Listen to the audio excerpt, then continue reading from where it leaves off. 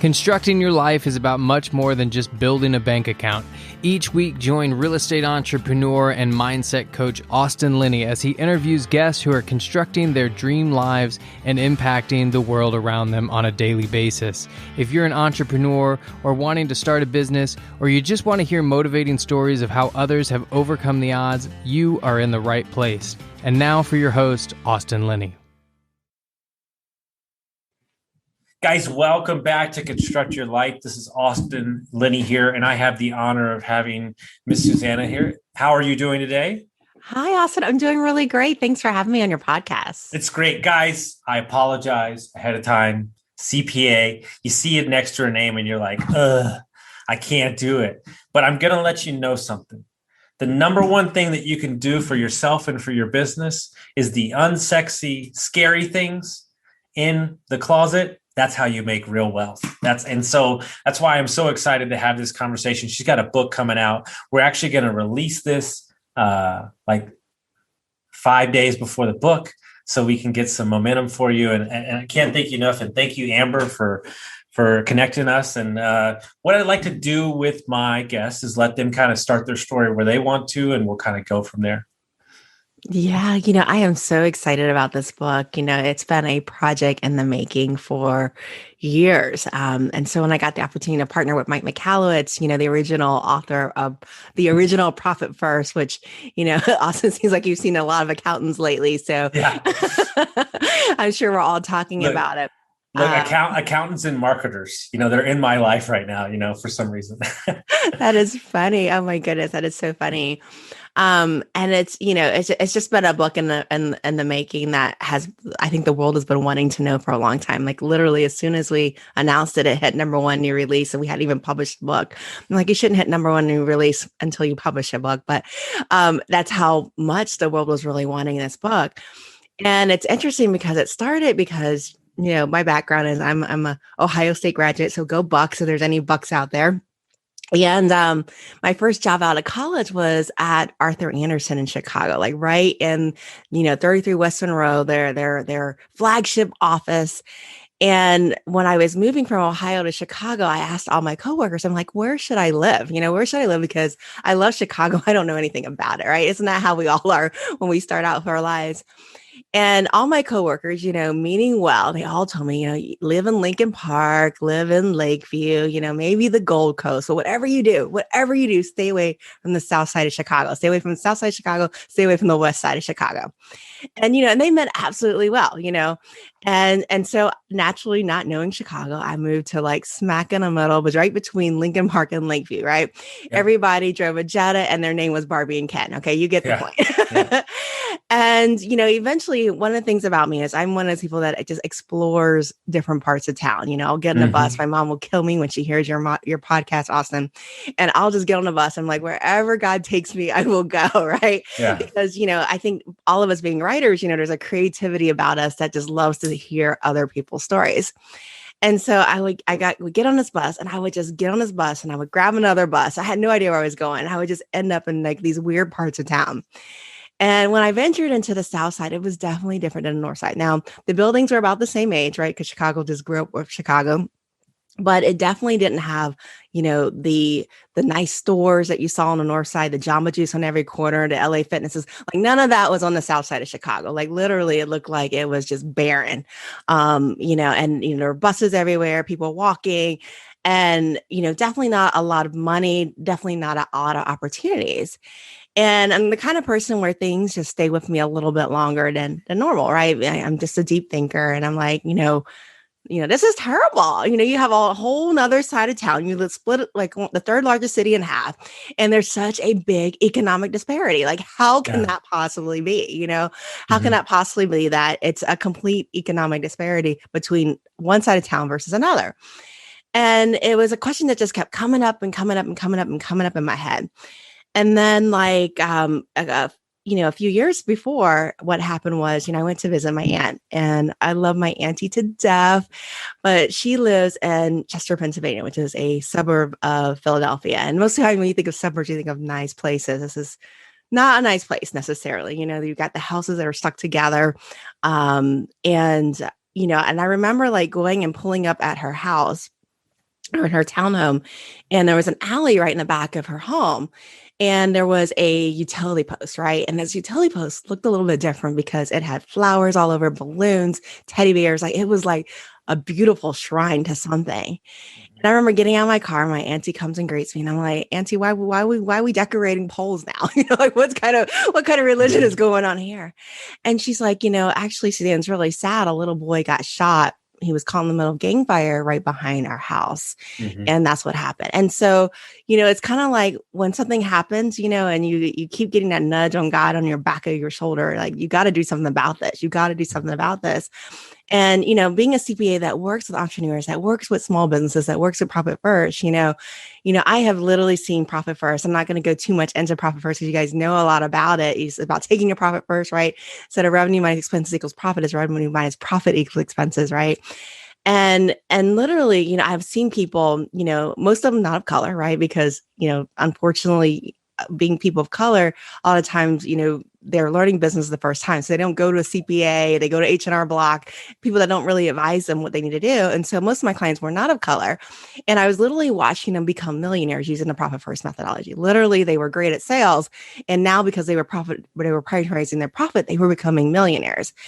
And I'm like, you know what? That's exactly what's needed in the minority community. We need to teach people how to run businesses because that is how we create jobs in our community. And when we're people of color, when we create jobs and we create opportunities and we create success, right? We don't just change the legacy of our own family, right? And yes, we have the impact on our kids and their generation will be different, but we also change the legacy of those people in our community. So we change our neighbors' legacy, their kids' legacy, right? And we really show examples in the world. And that's why I was like, this book is needed. We need to get it into the communities of people of color we need to take our profit first because as people of color, a lot of times we're first generation to do this, right? If you're from a foreign family, right? Or first generation, like my dad is Chinese, right? And I was literally first generation American. My mother's African American. And literally, the generation before her, was a sharecropper. The generation before that was one generation removed from slavery, right? And so we didn't have this wealth that was inherited to us. We didn't have this know-how that was given to us, right? We literally had to pave our own way. And literally, I was the first one in my mom's family, to be a Black woman to graduate from college, right? And that's exactly what's going on in communities of color is a lot of times we were the first generation to really pave a different way. And this is the first generation that's going to be doing that if it hasn't been done already. Hey, I told you I wanted to save it for the podcast. It's interesting to me, right? Because my dad's a doctor. Everybody that listens to my podcast, they know my story. And as I got older, like the houses got nicer, the areas we lived on a golf course, the whole nine. But somewhere inside me, and maybe it's because I worked in the restaurant hotel business for 20 years and I hung around a lot of Hispanics and a lot of just people in general.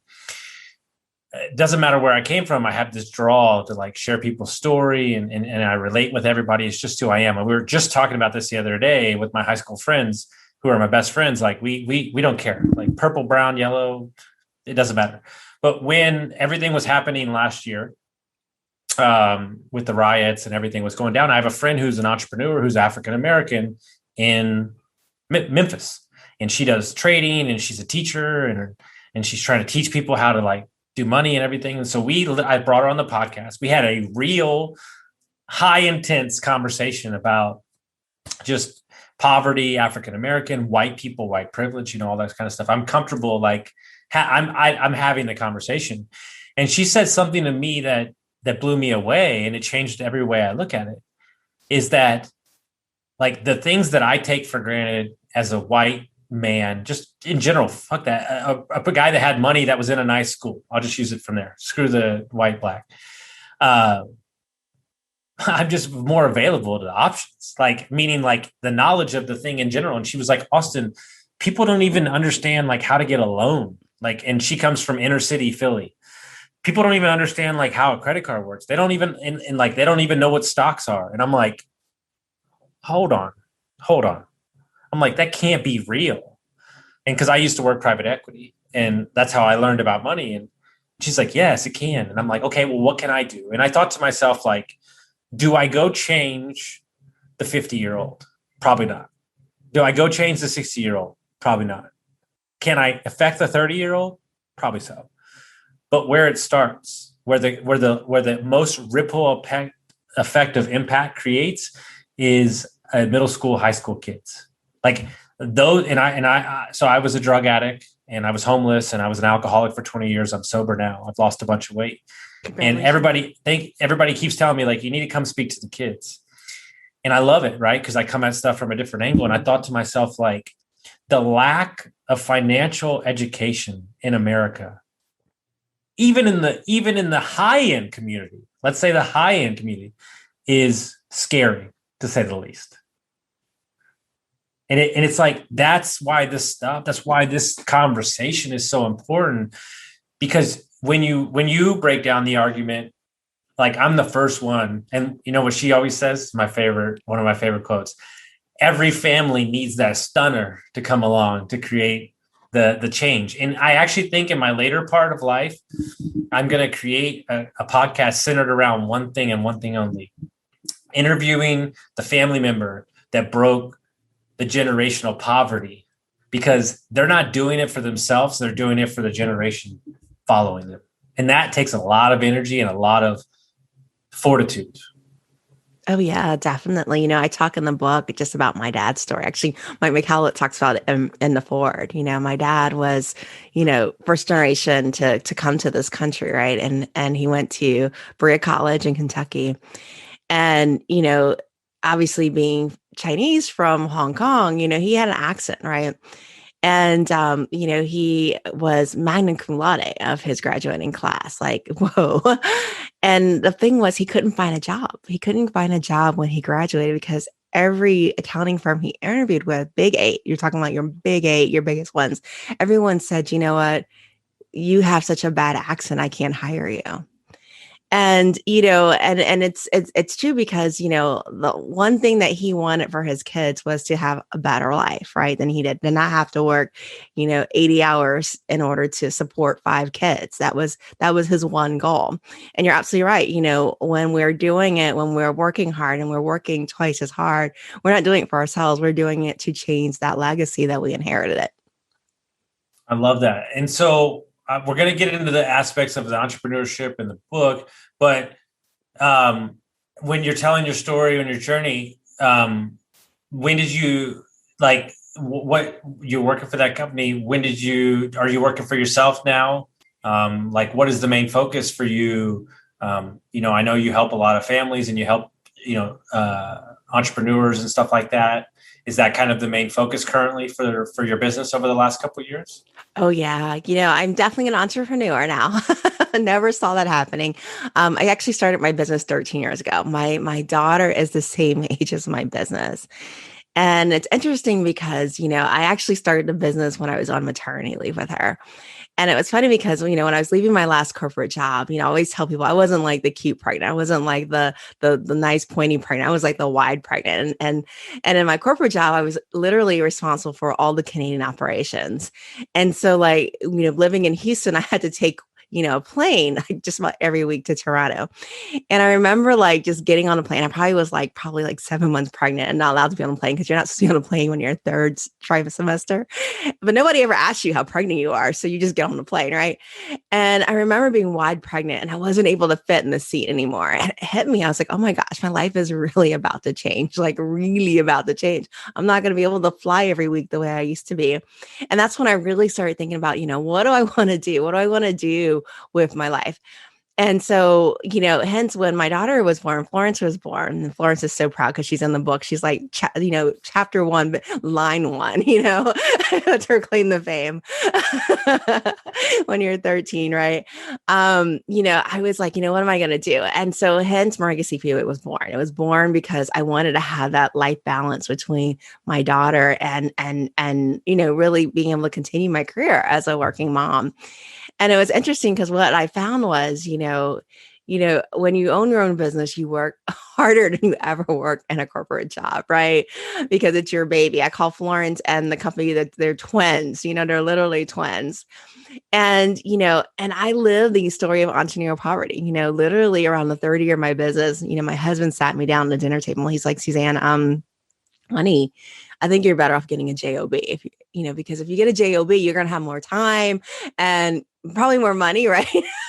Being honest with you in entrepreneurship. And he was absolutely right, because at my last corporate job, I had plenty of money, right? I was a manager, I had staff reporting to me so I could offload the workload and redistribute it if I needed to. And plus I had the 401k, right, in the corporate world. And it was really, that was my turning point in my business, right? That was where, I had found Mike McCallowitz and I was like, oh my gosh, I need this program. I need Profit First. He had recruited a religious diehard for Profit First. And it really was implementing Profit First, and starting to take my Profit First and creating a system of bank accounts, like kind of like Dave Ramsey's envelope system, where I really prioritize profit. I prioritize my owner's pay because, so many business owners that I meet every day, I'm like, how much do you pay yourself? Like, what's your salary? And they're like, oh, whatever's left. They don't even know what their bottom line is, at tax time. It's so interesting to watch them shake in their boots, like how much my tax is going to be like. And, and I'm like, you don't know that number, but the Profit First system, what it does is it allows you to know that number as you're going through it. And not only that, but because you have a tax account, right? You have a tax account that's actually set up aside, you're able to pay your taxes at the end of the year. So it's not this big surprise at the end of the year that you're like, man, I'm going to have to finance this year's taxes, or last year's taxes with this year's taxes and play that game. No, you've got that money reserved in the envelope. So it really ended up being a life changer for me, a life changer for many of my clients. And, hopefully it's going to be a life changer for the world once this book is let out, right? How's everybody doing, guys? I want to talk today about our sponsor for May. A good friend of mine, Mark Simpson, runs a company, boostly.co.uk. Guys, everybody knows that I'm in the short-term rental space for many years. And I think one of the quotes he said to me was, you can't build your real estate on somebody else's property. And it really resonated with me because we are so reliant on an Airbnb, a HomeAway, these systems, right? And headed into this year, it's very important that we get direct bookings, and they're the best in the business at this. So in 2021, everybody needs to be building a website to create direct bookings, and you can't rely on Airbnb. Plus, you're giving them a ton of money. And so 64% of all the websites are powered by WordPress, and these private message companies that offer you the free website, they're not on WordPress. And so it's this trick that they're doing. And, these guys are the best in the business, the best in the world. And I'm not just saying that because I use them. I'm saying that because they are. It's the simple fact is that they service over 600 clients worldwide, and you need to get this done. And you can get it started for as little as $99 a month. And you could do that with one property, 100 properties. But you need to be capturing emails. You need to be sending direct marketing back to these guests. And the way to do that is to create a website. And these guys are the best in the business. When you get direct bookings, you're saving money every year, and the profit margins can be exponential.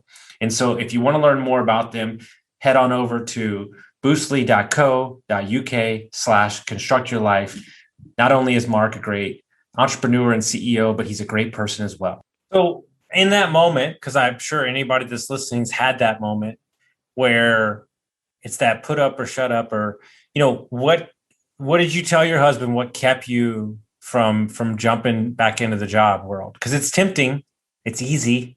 We know that world, and a lot of the stress is taken away. Like, what stopped you from doing that? Well, I told him that I was going to find a way to pay myself a salary. Okay. What I told him. I like the sound and of I that. had to make it happen. You know what I mean? I had to make it happen.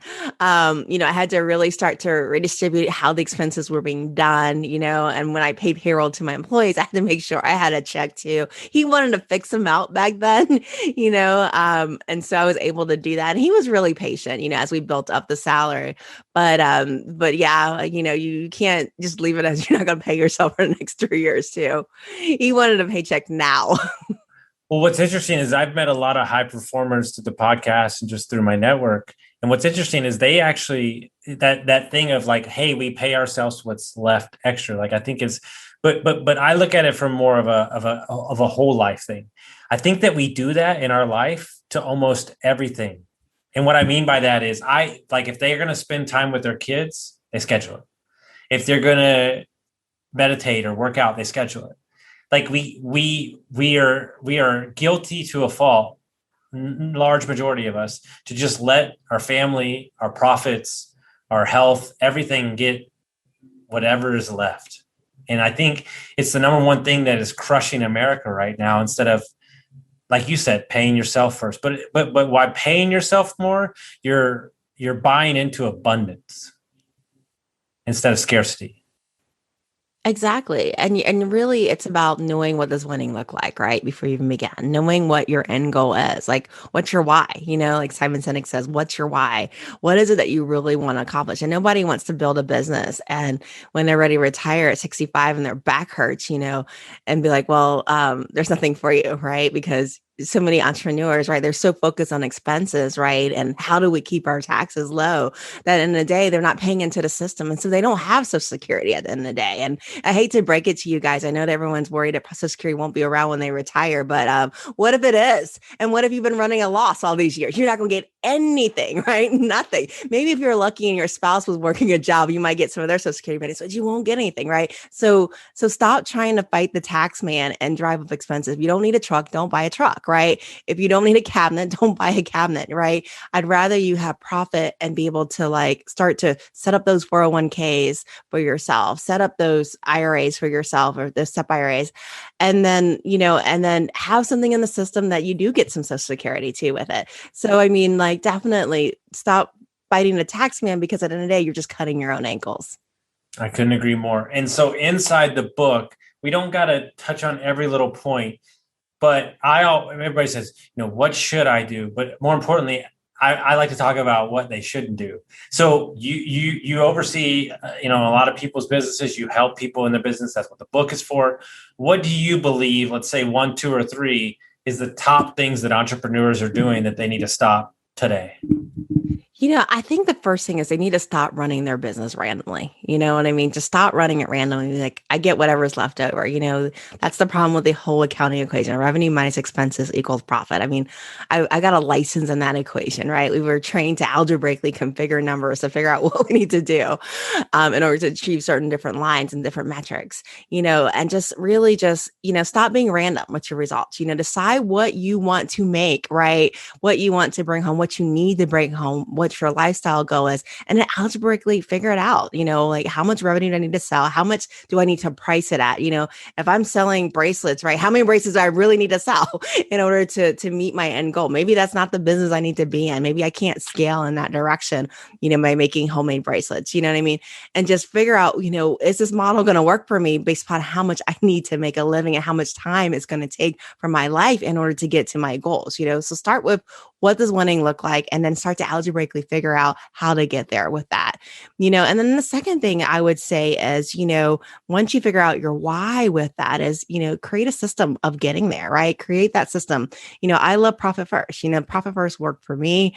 It's a system that forces that to happen, and forces me to make those buckets. And then number 3 is make those hard decisions. Too many of entrepreneurs and this randomness, we allow things that don't work to continue there, right? So we keep those employees on that, they've been loyal to us from the beginning, but they just haven't been able to grow with us, right? They haven't been able to scale with us. And really, at some point, maybe setting them free might be the right thing so they can find their own happiness with that.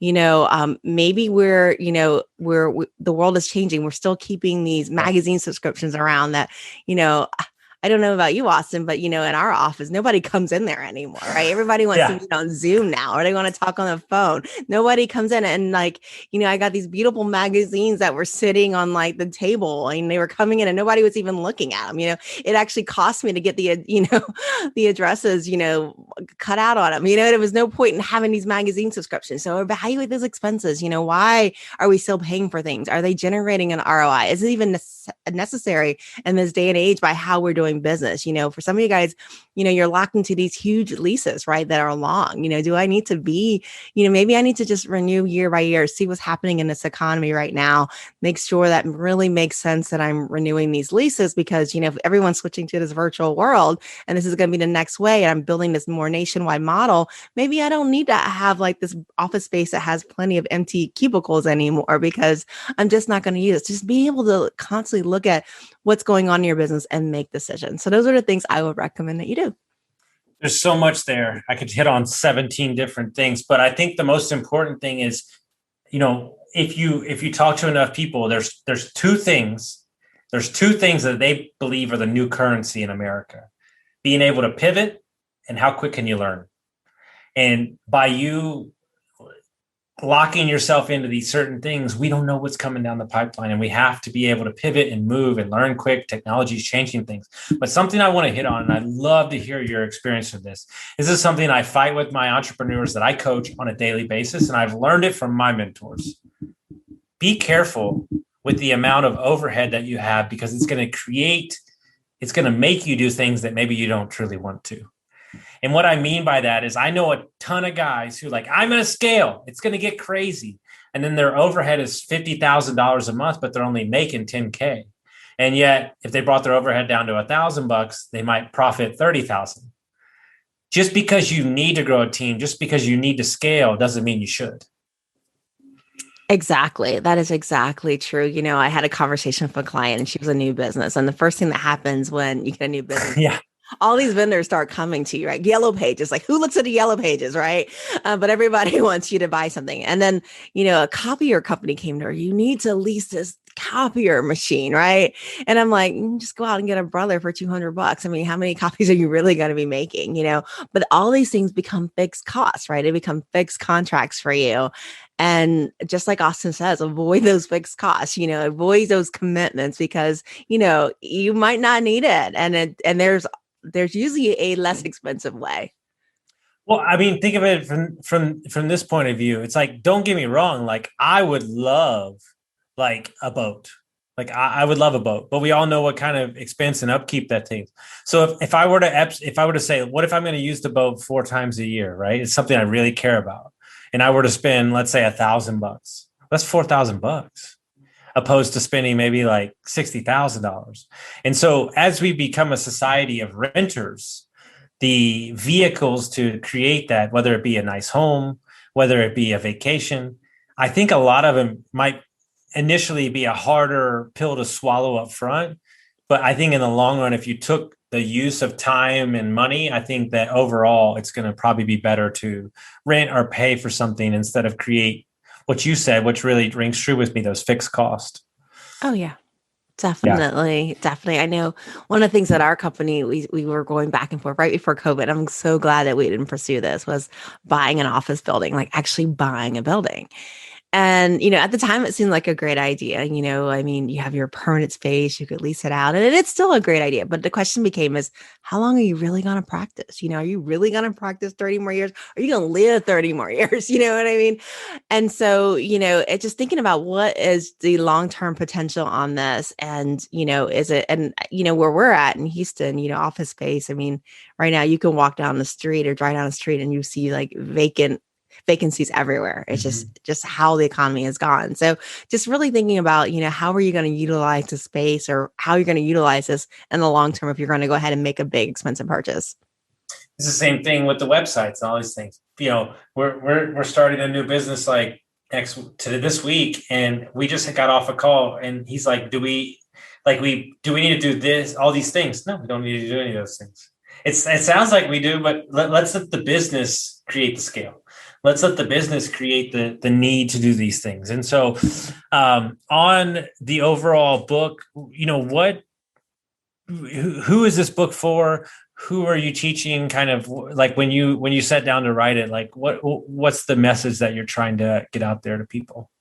It's a book that, it's obviously a book that's really catered towards minority business enterprise, so minority owned business, people of color. But really, there's tidbits of information for everybody in this book. There's a tax section where, my clients pay me thousands of dollars to get access to this information. That's all in there for you, and it's not in the original Profit First book, and it's not in the Profit First book. So you're going to want to read that. Also, it's the truth about government contracting. We talk about the illusion of the millions. There's so many people that are like excited about, oh my gosh, if I just get this government contract, I'll be a millionaire, because when you're doing, 7-figure contracts, there has to be a little bit left for you, right? And it's interesting because a lot of times what we find is, with these government contracts, just because of the request for proposal process, the RFP bidding process, that they get the price so low that it's actually sometimes hard to make a profit in that type of business, right? Especially unless you're sole sourcing, right? Because you have so much, especially if you're in a commoditized business. So we talk about, how to make money in government contracts. If you want to even get into that, right? How to do that.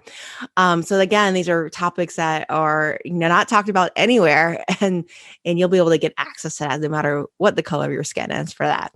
But definitely, it's a book, primary target for Gen 1, as I call it, people of color. But like I said, there's tidbits for everybody in there. We had our Kirkus review that Kirkus is like the one of the harshest reviewers out there.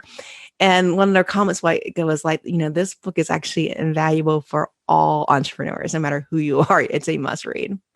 I love that. And so what do you think is the mechanism or the part of the business that entrepreneurs get wrong the most? Meaning, like, what is the thing that they should focus on that's really going to drive their business towards success? Well, part of it, like in the beginning, like we talked about, it's just really being intentional about the results. That's the biggest thing. If you start with the why, you will get to the how. And then the second thing is when they're scaling, and that's morely what we specialize in, businesses that are scaling. So they're, our smallest clients are $500,000. They go up to like 50 million in revenue. And one of the issues that happens when they're scaling, what prevents companies from scaling, like what did I say, 4% actually reach 7 figures at the end of the day, is, the owner can't let go. They want to do it all. You know what I mean? And that works when you first start, that works, because, you start a business because you love what you do and you don't have enough clients so you can do it all. But as you grow, that's the one thing that will keep your ankles cut, is that you cannot really do it all, right? And continue to grow. There's only, everybody has 8 hours a day, or 24 hours a day, and they have 7 days a week, 365 days in a year. And I don't care who you are, you don't get more, right? Nobody gets more, but there are people that seem to accomplish more with the same amount of time. And they do it because they learn to leverage the talents of others. And if you want to scale your business and you want to grow and you want to become that 7-figure, multi-7-figure, you have to learn to cultivate the power of your team.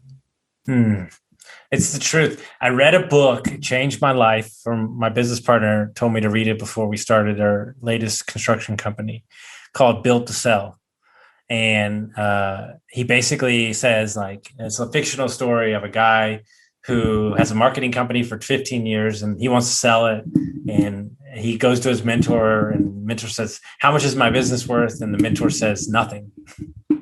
And he's like, "What are you talking about?" He's like, "You haven't built you are the commodity. If you're the commodity, you don't have a business." And so the whole book is like shifting around a product and localizing this thing. And I think the number one issue that I see in business is super simple. I think it sounds so crazy to just say it off the tip of my tongue, but people don't understand the difference between gross profit and net profit. I mean, I know that sounds so stupid, but everybody is so quick to boast their gross. And only because I've seen the inside of businesses, I don't care. Exactly. It's the bottom line that counts, right? Usually when we see businesses that sell, and we use the Hoover's report to kind of get a baseline of what the valuation is going to be, they sell for a percentage of revenue or a multiple of profit, right? So in between there is where that negotiation happens. And so you can have like the biggest top line in the world, right? You can have the multi-7-figure government contracts, right? But if you don't have any profit, right, you don't have much to negotiate on. So it's a combination of both that really matter.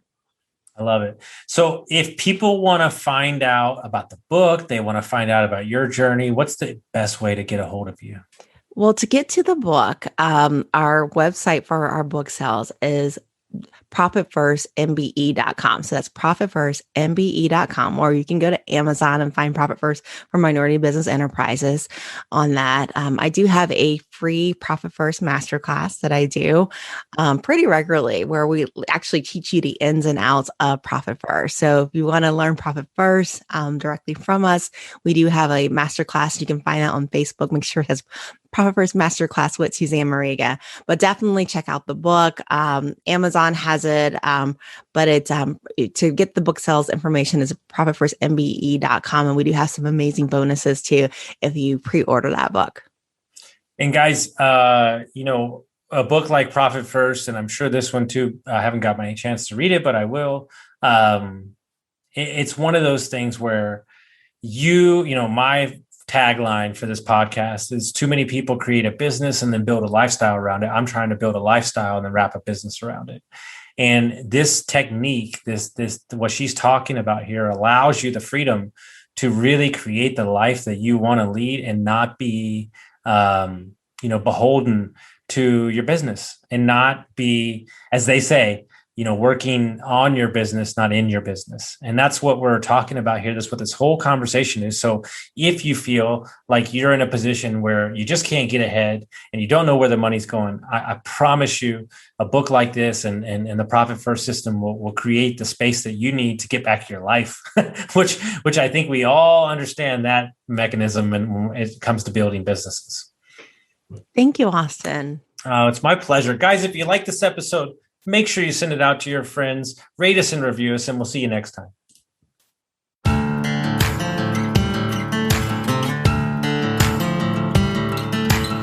Thank you for listening to Construct Your Life with Austin Linney. If you enjoyed this episode, be sure to rate, review, subscribe, and pay it forward by sharing with a friend. Most importantly, take this opportunity to start constructing your life by taking immediate action on what you learned. For show notes, resources, and more information on one-on-one coaching with Austin, visit constructyourlifepodcast.com.